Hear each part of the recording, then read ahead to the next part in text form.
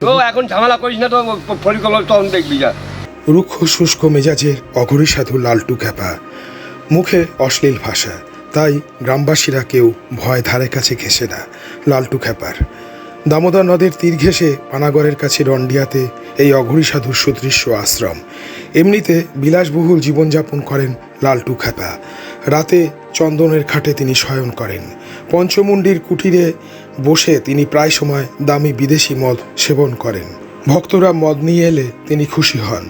এহেন অঘরী সাধু লালটু খ্যাপা অনেক মানুষের উপকারও করেন, যেমনটা জানালেন মন্দিরের পুরোহিত উদয়চাঁদ অধিকারী। লালটু খ্যাপাকে আপনি চেনেন? হ্যাঁ, আচ্ছা, ওনার সম্পর্কে দু চার কথা বলুন। উনি মহান মানুষ, ওনার সম্পর্কে কি বলার আমাদের আয়ত্ত নাই। ওর সঙ্গে যা কাজ করেছি ও অবস্থাকে বাস্তব করি, যেমন কারোর সংসারে হোক, কারোর কিছু হোক, অন্য কিছু হোক, সব অবাস্তব কাজ করি।